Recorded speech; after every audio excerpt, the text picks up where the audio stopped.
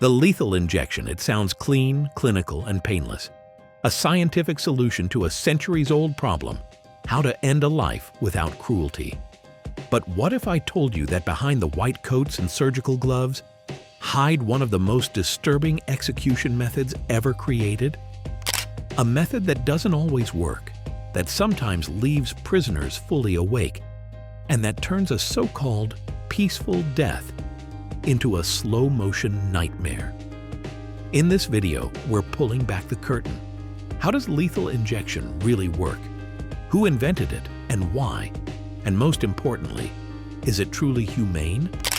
Or is it a lie we tell ourselves to sleep better at night? So how does the lethal injection method actually work? Is it really as painless and quick as they say? Let's find out together. To understand how we got here, we have to go back to a time when executions were bloody spectacles and mercy was never part of the equation. It was first proposed in 1888 by Julius Mount Blier, a doctor from New York. But it wasn't proposed for the reasons it's praised for today. Rather, it was praised for being much cheaper than the traditional hanging method. But the method was never developed in any meaningful manner till the 1970s, when the idea was once again put forward for deliberation. But lethal injections began being used well before that point in time and had a dark past related to them. Injections were first used by the Nazis during World War II, who used lethal injections to murder those in the concentration camps, and they were even used on children in concentration camps, like the Sisak concentration camp. The British considered using it as well to administer painless deaths, but ended up deciding against it as the British Medical Association deemed it to be inhumane.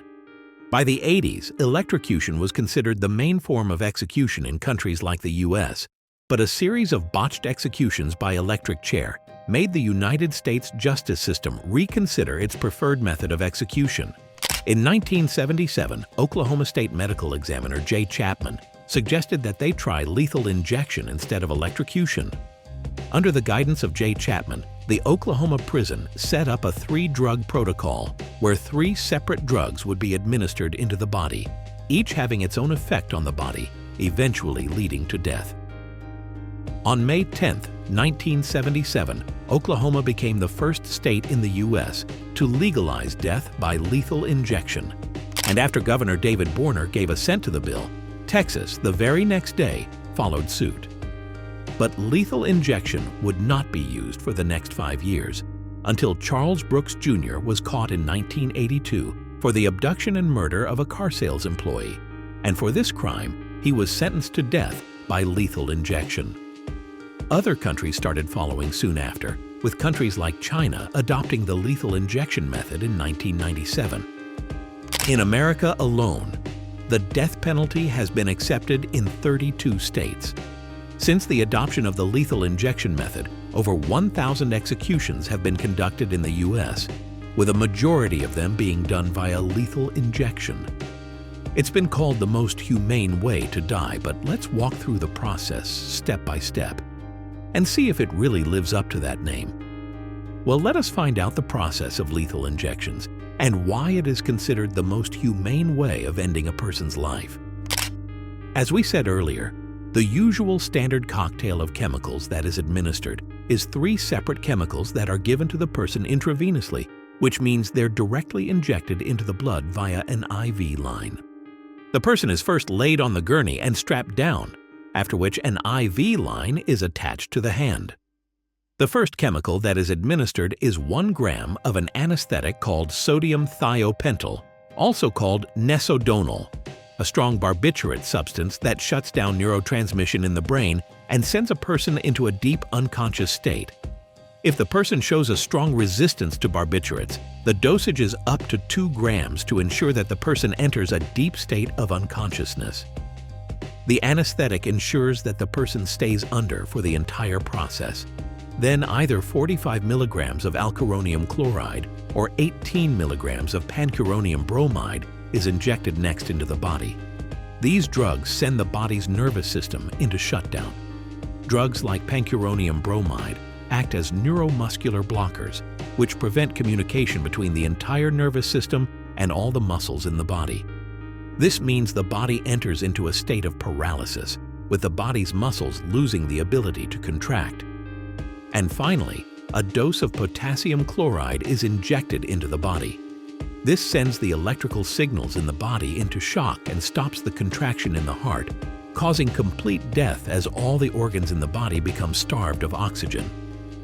When the heart stops beating completely, the person is considered to be completely dead. The time of death is marked and announced. The body is taken off the gurney, and the remains are either put into an incinerator or buried as per the wishes of the living family members. Now you may hear this and say, "That doesn't sound pleasant at all." Well, a study that was conducted in 2002 by the Journal of Forensic Science discovered that the average time that it took for a person to pass away from a lethal injection is just 8.4 minutes. While methods like electrocution and hanging may be relatively faster, they are much more painful than lethal injection and make the person suffer till the very end. But beneath the surface of this so-called painless death lies a darker truth, one that many human rights groups can no longer ignore. Why would they say that when it seems so gentle and puts a person to sleep, you may ask?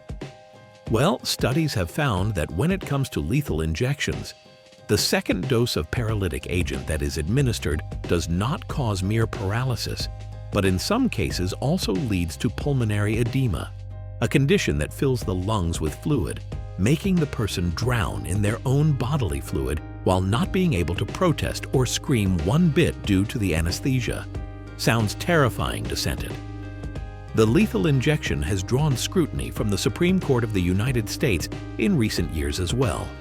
Justice Sonia Sotomayor dubbed the method the chemical equivalent of being burned at the stake. Botched executions have become an increasing problem as well, with 6 executions by lethal injection having gone wrong in the United States alone. Clayton Lockett, a criminal who was set to be executed by lethal injection, had to be halted midway due to complications, although the drugs had already been administered into his system. But instead of dying in a quick 8 minutes, he died 45 minutes later from a massive coronary attack. What could be the reason behind these botched executions? Well, the first and foremost reason is that the final 3 doses that are administered are not done by a medical practitioner or expert, but by the prison administration themselves, who have no prior training and have no idea as to what they are doing. Another reason is that these drugs are often not properly sourced and are bought illegally, as they are difficult to come by and require several permits. And finally, lethal injection itself is an untested method, and the combination of drugs that are given is often experimental and based on unethical scientific research and methods. As the cracks in lethal injection's reputation continue to widen, countries are starting to reconsider. Is this really the best we can do?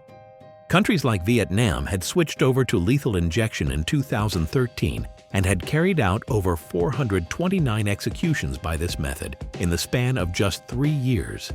But now, international human rights groups like Amnesty International have raised concerns over the lethal injection being an inhumane way to carry out the execution of prisoners and are calling for alternative solutions to be brought forward by countries.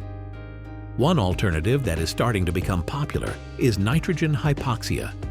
In this method, the criminal is made to wear an oxygen mask through which nitrogen gas is steadily passed. This causes all the oxygen in the body to be replaced with heavier nitrogen gas, which slowly causes the body to shut down and causes eventual brain death. But some other countries have reverted back to more barbaric methods like firing squads and hanging. The state of Arizona in the U.S. even brought back the cyanide gas chamber as a method of execution, which has raised several concerns over the ethical and moral obligation of the justice system to ensure a quick and painless death to criminals. At the end of the day, lethal injection is a method that holds promise, but has never been developed or researched properly, which has ended up causing more damage than good. If you found this content Death Row fascinating, don't forget to like, subscribe, and hit the bell for more dark stories coming your way. We'll keep exploring the darkest corners of history. So make sure you're subscribed, and I'll see you in the next story.